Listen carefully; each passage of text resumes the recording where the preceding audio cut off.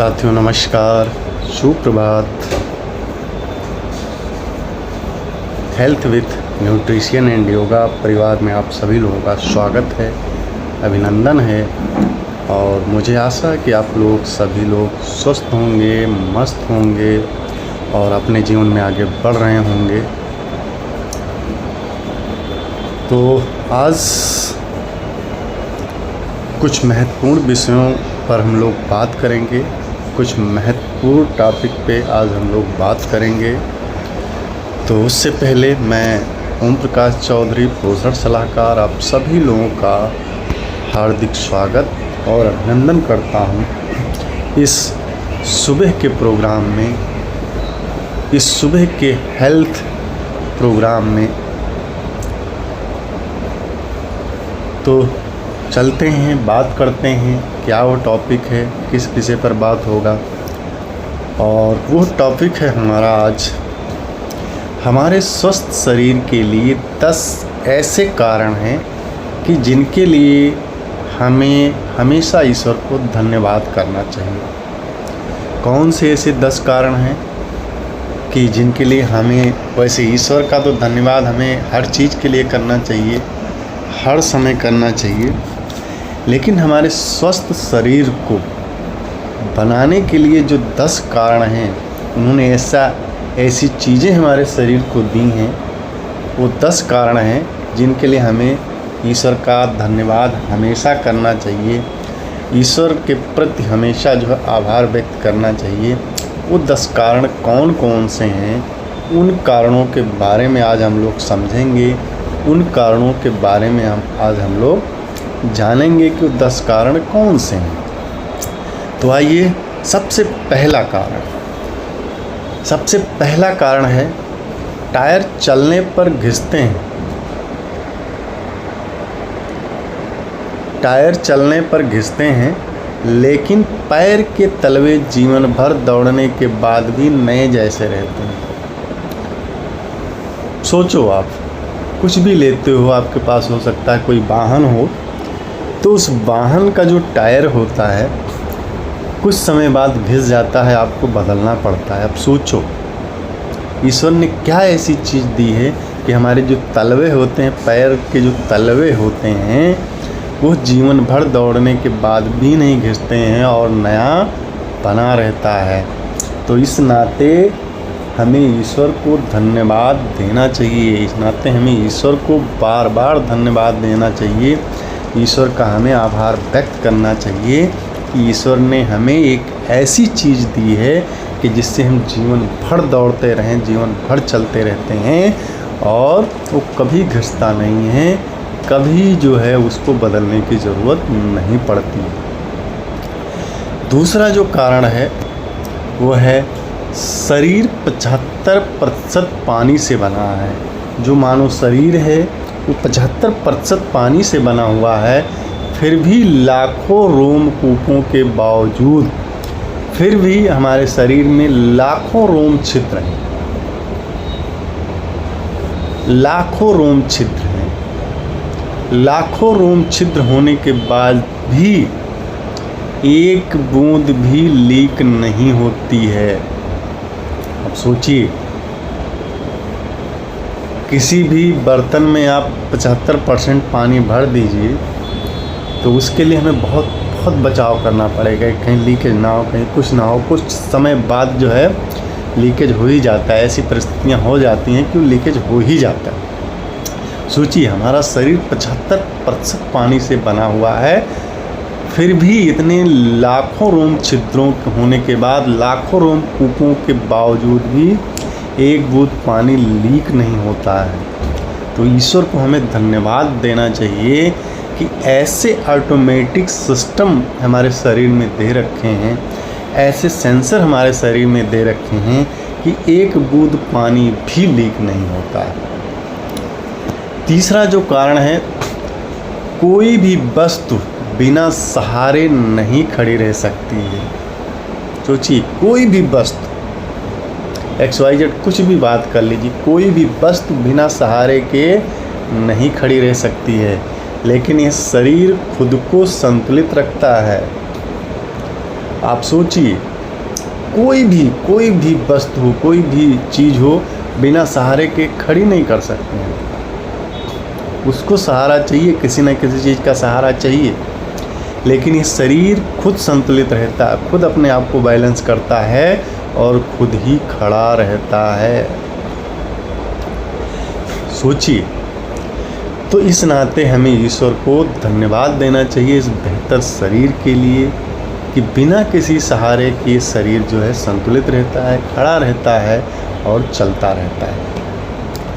चौथा कारण, कोई बैटरी बिना चार्जिंग के नहीं चलती है।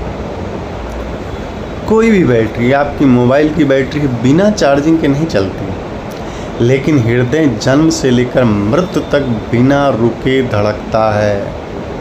सोचिए, कितनी बड़ी चीज़ ईश्वर ने हम सबको गिफ्ट दी है, आप कह सकते हैं।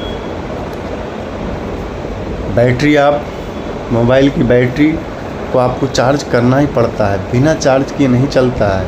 हो सकता है आपका मोबाइल अच्छा हो, 2 दिन चल जाता हो, 3 दिन चल जाता हो, लेकिन चार्ज तो करना ही पड़ता है।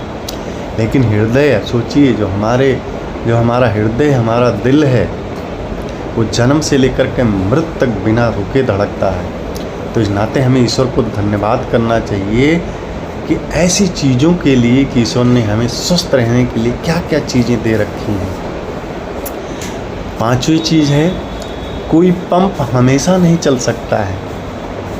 कोई भी पंप हो आपके घर में, चाहे वाटर पंप हो या कोई भी पंप हो, वो हमेशा नहीं चल सकता है। कभी ना कभी वो ख़राब हो जाता है, रुकता है, हमें बदलना पड़ता है, हमें उसमें काम कराना पड़ता है। लेकिन रक्त पूरे जीवन भर बिना रुके शरीर में बहता रहता है। आप सोचिए, हमारे शरीर में जो रक्त है बिना रुके, वो भी प्रेशर के साथ, फोर्स के साथ जो है बिना रुके बहता रहता है। तो इस नाते हमें ईश्वर को धन्यवाद देना चाहिए, हमें ईश्वर का आभार व्यक्त करना चाहिए कि हमें ऐसी यूनिक चीज़ ईश्वर ने दे रखी है। 6ठी चीज़ है, दुनिया के सबसे महंगे कैमरे भी सीमित हैं। महंगे कैमरे आप देखते होंगे, दुनिया के सबसे महंगे कैमरे भी सीमित है, लेकिन आंखें हज़ारों मेगापिक्सल की गुणवत्ता में हर दृश्य कैद कर सकती है। सोचिए दोस्तों, कितनी यूनिक चीज़ ईश्वर ने हमें दी है, कितनी अद्भुत चीज़ ईश्वर ने हमें दी है। तो इस नाते हमें ईश्वर को धन्यवाद करना चाहिए, हमें ईश्वर को आभार व्यक्त करना चाहिए कि कितनी यूनिक चीज़ें दे रखी है। 7वां, कोई लैब हर स्वाद टेस्ट नहीं कर सकती।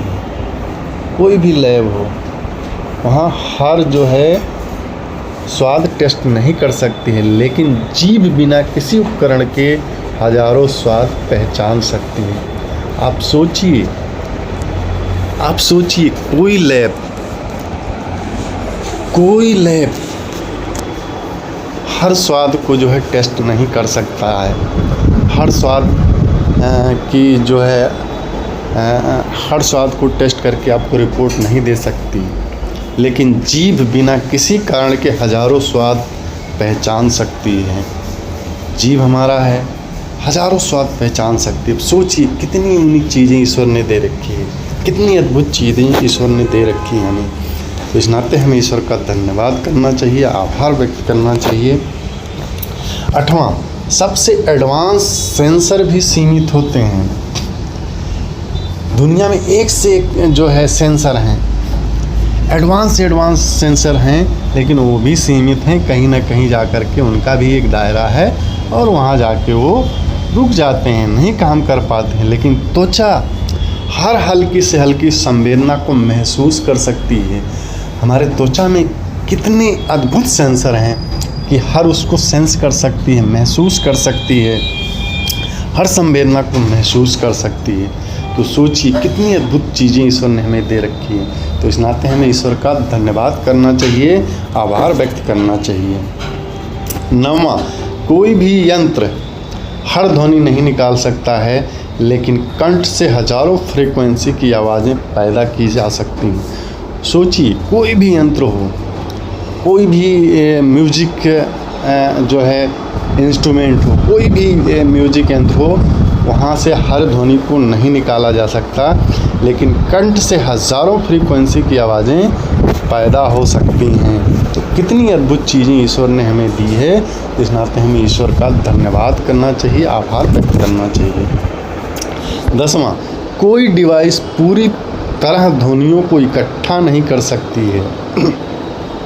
कोई भी डिवाइस, कोई भी इंस्ट्रूमेंट, कोई भी यंत्र जो है आवाज़ों को इकट्ठा नहीं कर सकती है, ध्वनियों को इकट्ठा नहीं कर सकती, लेकिन कान हमारा हर ध्वनि को समझकर अर्थ निकाल लेता है।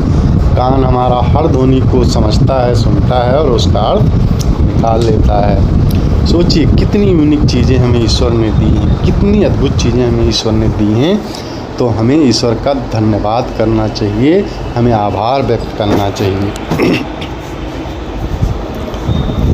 तो बहुत बहुत धन्यवाद। आइए हम सब लोग मिलकर के लोगों को जागरूक करें, और इस वीडियो में दी हुई जानकारी अगर आपको अच्छी लगती है तो चैनल को सब्सक्राइब करें और शेयर करें। तो फिर मिलते हैं एक नए वीडियो में एक नए टॉपिक के साथ। तब तक आप सभी लोगों का बहुत बहुत धन्यवाद।